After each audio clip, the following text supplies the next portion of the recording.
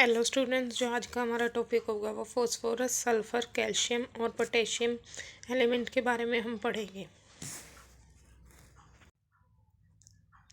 जो phosphorus element होता है वो किस फॉर्म में एब्जॉर्ब होता है, H2PO4 की फॉर्म में या फिर HPO4-2 की फॉर्म में होता है। ठीक है।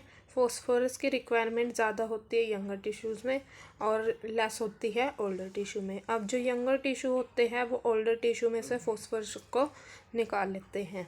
अब जो फॉस्फोरस होते हैं वो सेल मेम्ब्रेन में भी पाए जाते हैं और न्यूक्लिक एसिड्स में भी पाए जाते हैं, जो इनका स्ट्रक्चर होता है उनमें पाए जाते हैं। एटीपी के स्ट्रक्चर में भी फॉस्फोरस मिलता है हमें, और कुछ ऐसे एंजाइम्स है जिसमें फॉस्फोरस हमें मिलता है। ठीक है।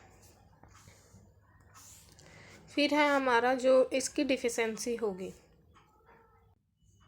डिफिशेंसी से क्या क्या सिम्टम्स हमें देखने को मिलेंगे।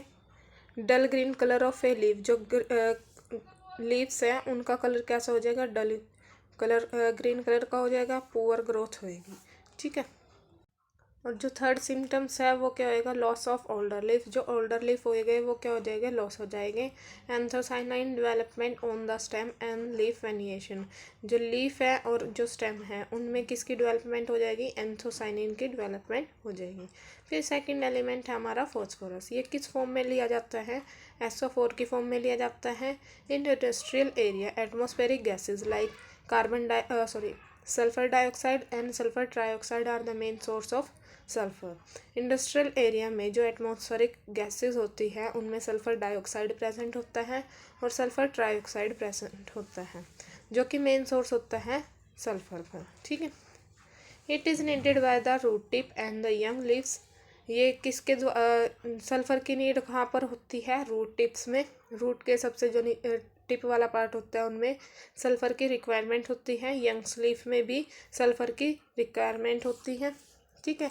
इट इज़ रिमोबलाइज ड्यूरिंग सेनेशंस, और ये रिमोबलाइज होते हैं। ठीक है, मतलब मूवमेंट शो करते हैं। It is a part of amino acid, sulphur amino acid का भी पार्ट होता है।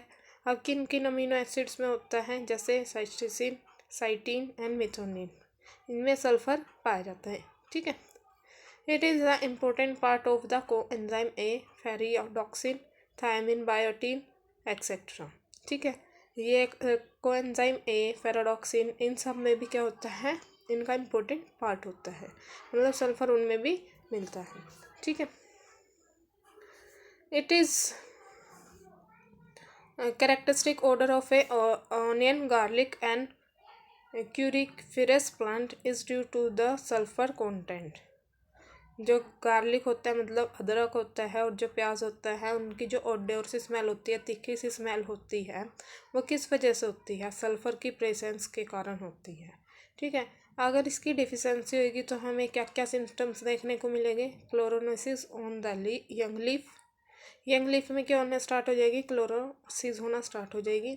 Accumulation of A starch, sucrose and soluble nitrogen, जो स्टार्च है, सुक्रोज है और जो सोल्यूबल नाइट्रोजन है वो क्या होना स्टार्ट हो जाएगा, इकट्ठा होना स्टार्ट हो जाएगा।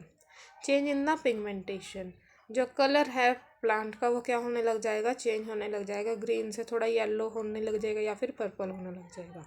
ठीक है। फिर थर्ड एलिमेंट जो है हमारा वो है कैल्शियम। कैल्शियम एब्जॉर्ब होता है CO2 पॉजिटिव की फॉर्म में। ये नीडेड होता है, it is needed by meristematic cells. Calcium की ज़रूरत मेरिस्मेटिक सेल्स में होती है। ठीक है। मेरिस्मेटिक सेल्स जो होते हैं वो उस कैल्शियम को यूज़ करते हैं। विच डिवाइड्स, अब जो मेरिस्मेटिक सेल्स हैं वो डिवाइड करते हैं, फॉर्म करते हैं न्यू सेल्स। ठीक है।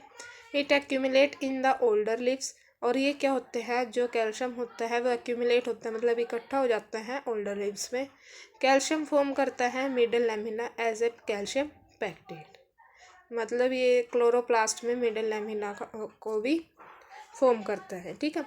It is also involve in the selective permeability of a cell membrane, जो सेल मेम्ब्रेन की सिलेक्टिव परमिएबिलिटी होती है वो कैल्शियम की प्रेजेंस के कारण भी होती है। इट एक्टिवेट्स द एंजाइम, ये भी कुछ ही एंजाइम्स को भी एक्टिवेट्स करते हैं, जैसे ATPase, सक्सिनेट, डिहाइड्रोजिनेस, इस तरह के एंजाइम्स को क्या करते हैं, एक्टिवेट करते हैं। ये एसेंशियल फॉर होता है फैट मेटाबॉलिज्म में, ठीक है। इसकी डिफिशेंसी होगी तो क्या क्या हमें सिम्टम्स देखने को मिलेंगे? Death of A meristematic reason.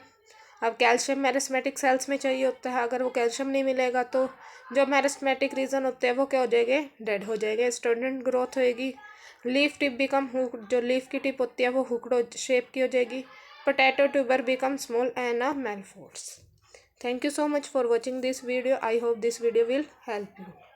Don't forget to like, subscribe and share.